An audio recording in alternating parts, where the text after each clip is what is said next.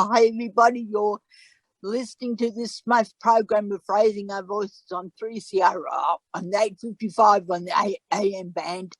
And today's people, we have Amanda Miller, that's me from Reinforce, James Teagan from Reinforce, and Warren. I've forgotten somebody. Lisa from BIM. And welcome to you all. And today's subject is human rights and the COVID-19 pandemic. The bug. Yuck. Thanks, and I'm Bronwyn from Armida. I'd like to do acknowledgement of country. We begin today by acknowledging the traditional custodians of the land on which we broadcast and pay our respects to their elders past and present. We extend that respect to Aboriginal and Torres Strait listeners today. Today, we are discussing our human rights during the pandemic, COVID-19 pandemic. I've had a look at the Australian Human Rights Commission on limiting human rights, and I've noted that their starting point is that everyone's human rights are precious and should only be restricted when there is no other alternative. Protecting public health and protecting human rights are not mutually exclusive. So measures to protect public health and human rights go together like the right to life. And restrictions on human rights can sometimes be justified if they are necessary to protect public health. This is their view.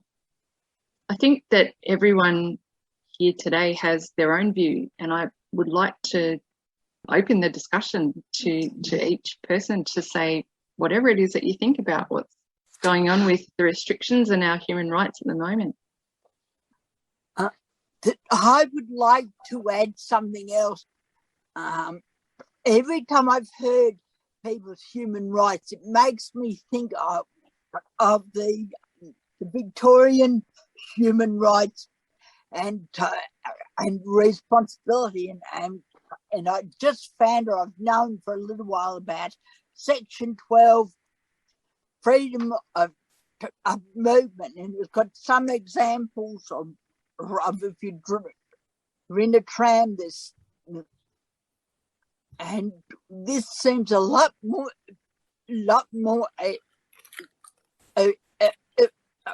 easy to understand than what this other guy's talking about.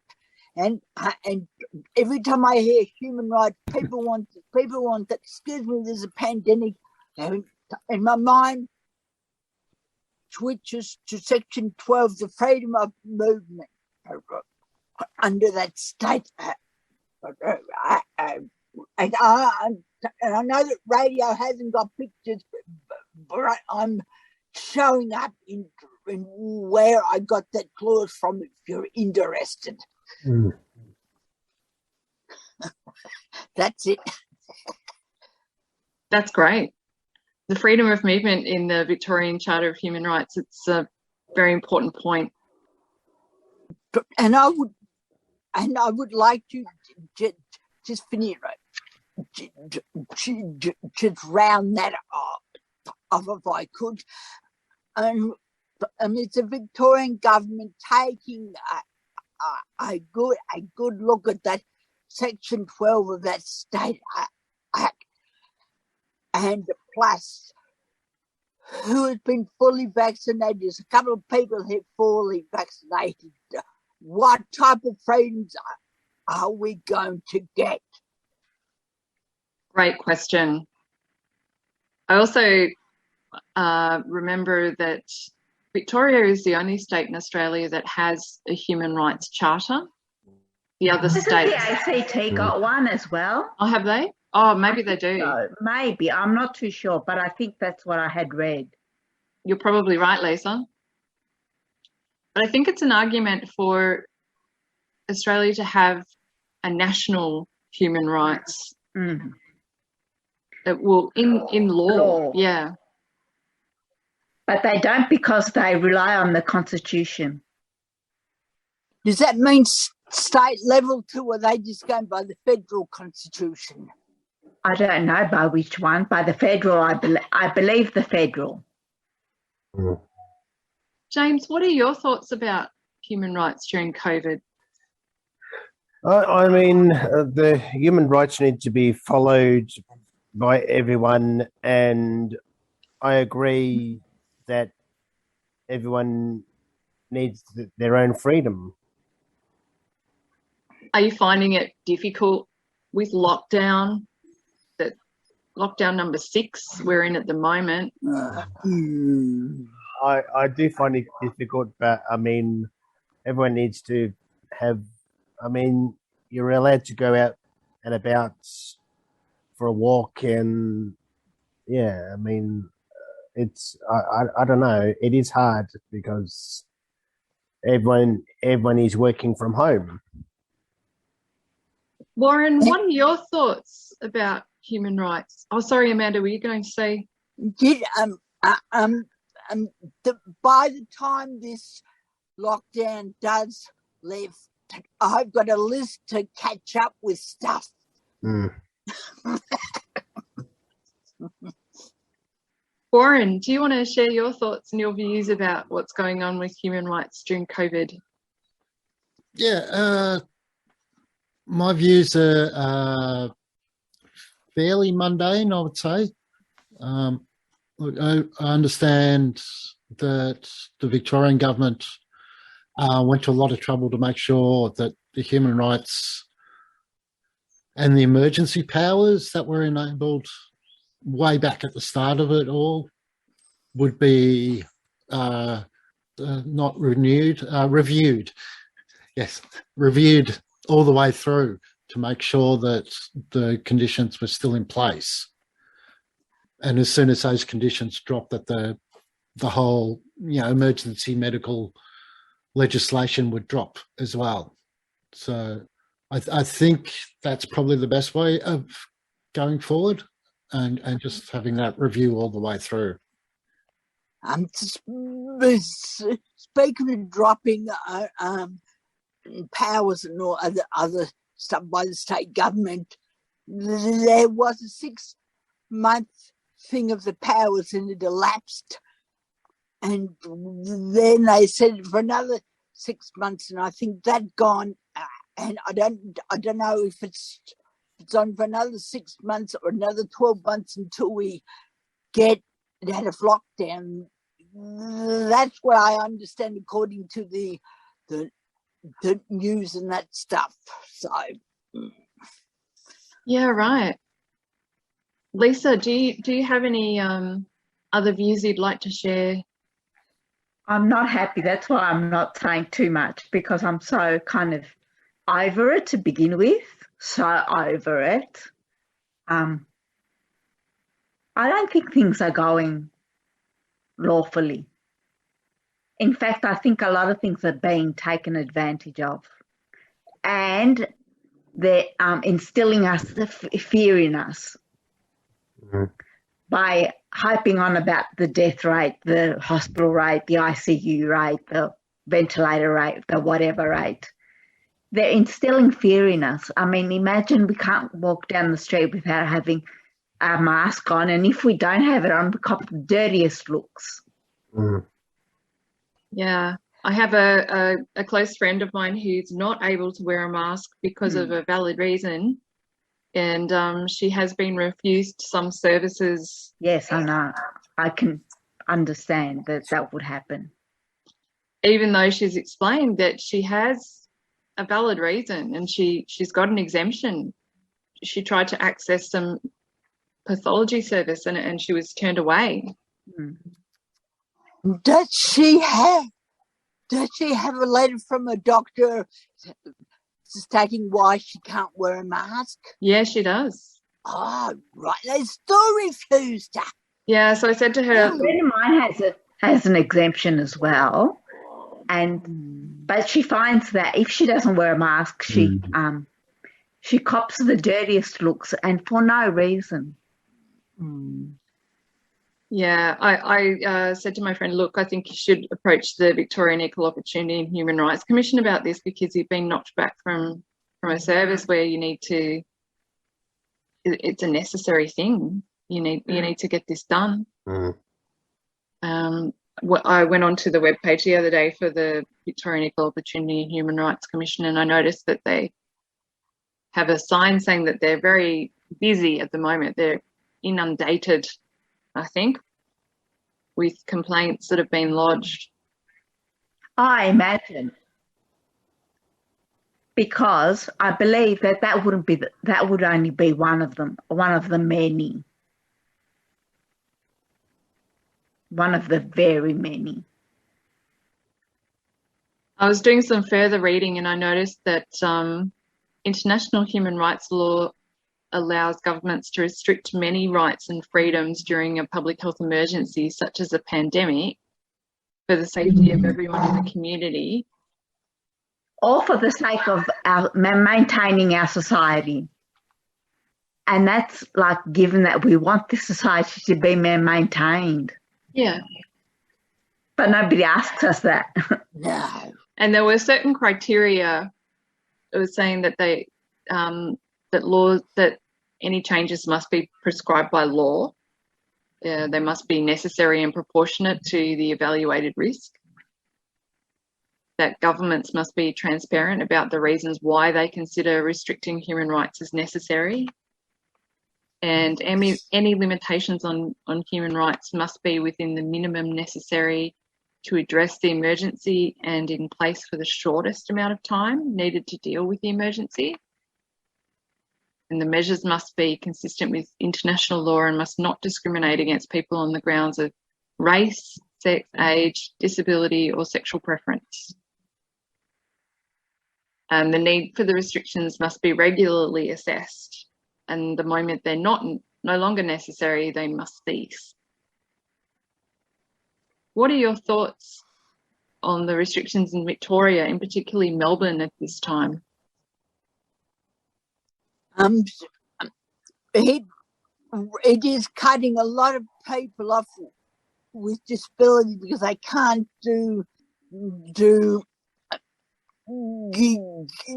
to the shops and buy their clothes, go and visit friends, and I'm just itching to get back to some kind of normality before this bugger come along and shut this state down. It's driving me crackers, and I wish all the people out there who don't wear masks, who are not clicking on with QR code and not sanitizing their hands, get off their butt and do the right thing. If you do that, we might get out of this shit shorter, in my opinion. There. That's it. I'm finding myself as a person with a physical disability that my current situation is not that different to my everyday life, and I imagine quite a few other people would feel that way. The thing that I miss most is seeing my family and my friends. I was able to do some of that, and I do miss that. And I miss seeing people, like humanities. And I can't go and see my family up in Queensland, or because I can't yet fly or give and take, and it's workmates and everything's not the same here. I just want to get back in the land of the living of people, work, volunteer work, and all the rest of it. Yeah. James, how do you have any other thoughts about what's going on in Victoria and Melbourne, especially? Well, I miss doing face-to-face meetings in person, and I miss seeing my friends face-to-face. I miss going out for lunch with friends. Just missing a lot of things, like doing face-to-face stuff, and catching up with friends. And and speaking of things, mate, I'm missing my stuff to do what's on my hat. Yeah, I know that, Amanda. Yes. Yeah. Get this bug off so I can go back to my Star Trek life, pal. Take it off. Take it off. Take it off. Mm.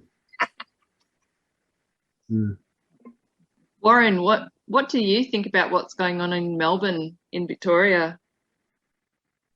You know, like yourself, Bronwyn, I'm very much not much changes, whether there's restrictions or lockdowns and what I do in my day-to-day life.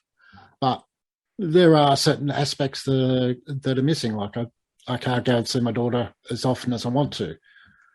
And I think that's the biggest one for me at the moment. And not knowing or not having an end date at the moment is so frustrating, I think is probably the best word. But, you know, I've gone through most of the other lockdowns without too much worry, and not, you know, my mental health has stayed fairly stable.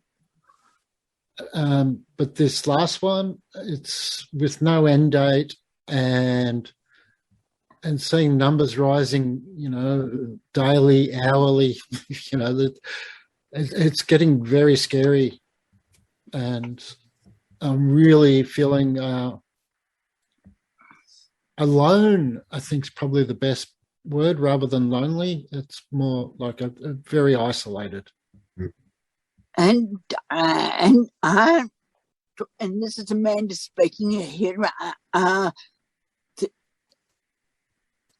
The numbers that I can see on the TV each day and that would not worry me now, or because they flick on people vaccinated and since us two guys have been vaccinated in raising our voice, Tim, I stared down the vaccinated people and said, come on, get up, vaccinated numbers, get up. I want to get out of prison. Mm. Yeah, I think that's got it's sort of a double-edged sword, that one, with attracting or using being vaccinated as a passport out. Yeah. I mean, some people will think, oh, I've got my vaccine, I'm invulnerable now, nothing can hurt me. So they'll just go out and do all the wrong things. But I am holding up a photocopy of my digital record. I know 3CR hasn't got TV, but we need more people to get this bit of paper in the shorter time we're in a lockdown. Yeah, get vaccinated and you'll have more freedoms. Go get it now. Anyone concerned about the restrictions being too harsh or going on for too long, thinking that, you know, there's another way of doing it perhaps, or? Yes. And I don't know what the other way is, but I'm sure that if they put their brains together, their minds together, they could come up with something. Mm. And I know one state is having a raise with vaccination and all that. Can't they give in Victoria the people who've been vaccinated just 2 or 3 bit more freedom, so we don't feel down in the dumps? At least we've got a tiny bit of freedom among the bars. Mm. If that makes sense to all you guys out there. Yeah, I mean, if you know, say you had your double jab and your little vaccination card, and that meant that you weren't limited to the 5 kilometres. So that's the big one for me. You know, I'm out here in Dandenong, so it's 25 to 30 kilometres into the city just to get to our communal home of Ross House. Hey. And we can't get there. And No. Yeah. So, I mean, you know, if we get the double jab, can we go that far? Can we go into town and see our, you know, our spiritual family, if you will? Yeah. Yep. I miss the city. I miss walking around, looking at the shops, not buying necessarily, but just knowing that they're there to be looked at.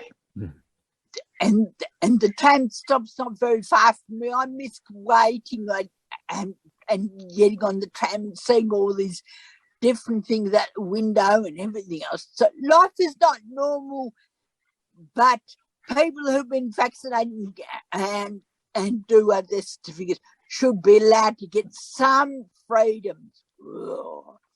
I was doing some further reading, is Bronwyn from Armida again, about the Australian Human Rights Commission concern around the lack of transparency of government in explaining the continued justification for some emergency measures, and even identifying which level of government is responsible for some measures. Some of the decisions have been put into legislation and some were introduced in other ways, which means they cannot be easily reviewed and they don't automatically require independent human rights scrutiny at the time of the decisions.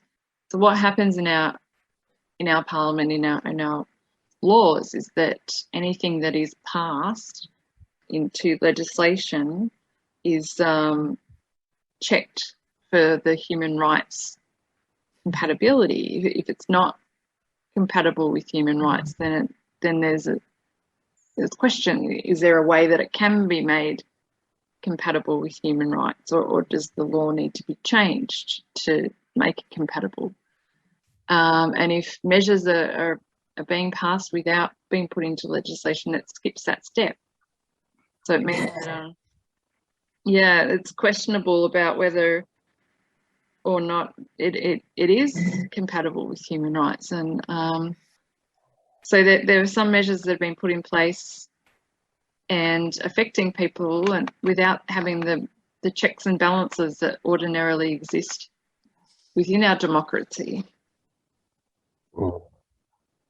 That is where the transparency, I think, gets blurred, and the accountability is there. There's a real risk to Australians being exposed to potential unnecessary restrictions to their rights and freedoms when that type of thing happens. So that's what their concerns were about, some of the decisions being made. And rightly so, I believe, because this is not ending up to be a democratic issue. It's a power issue for lots of people within government. It's another way to, or not in government necessarily, just out in the community. It's another power, a way to gain more power. Yeah. Thank you for listening to Raising Our Voices. It's been a very interesting program. Thank you for all the guests and all other stuff too. And stay tuned for next month's program. And now we'll slip and slide into a song which has got to do with the current bug. Bye, and thank you for listening in. Bye. Bye. Hi, everyone. Bye, everyone. Thank you. We're going to be listening to Catch My Disease by Ben Lee.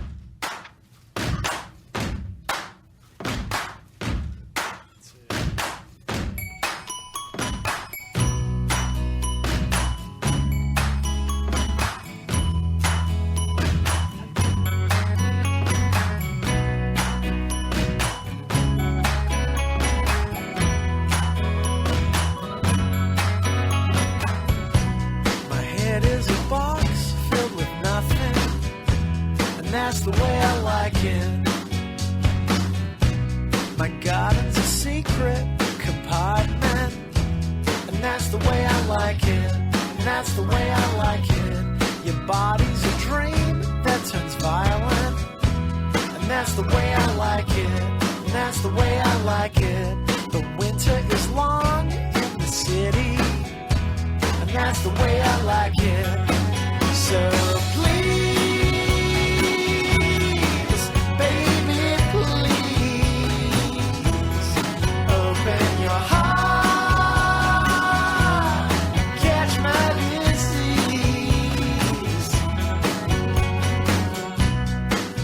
backstage in Pomona, and that's the way I like it.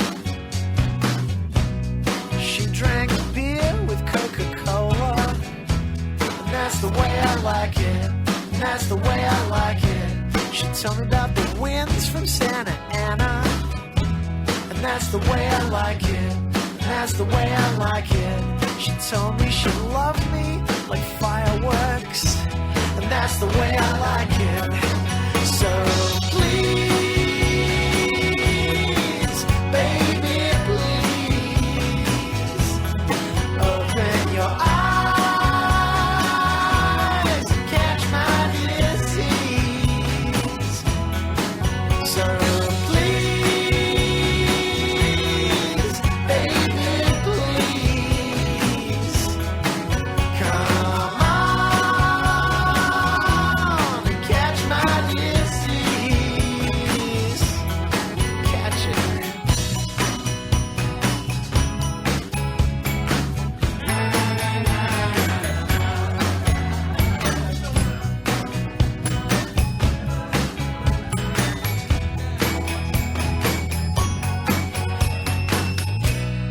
They play Good Charlotte on the radio, and that's the way I like it.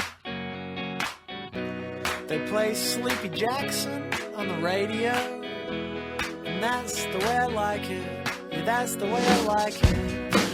I hear Beyonce on the radio, and that's the way I like it, 'cause that's the way I like it. They don't play me on the radio, but that's the way I like it. So please, baby, please, open your heart and catch my disease. So please, baby, please, come on and catch my disease. You catch my disease. Catch my disease. Catch my disease. Catch my disease.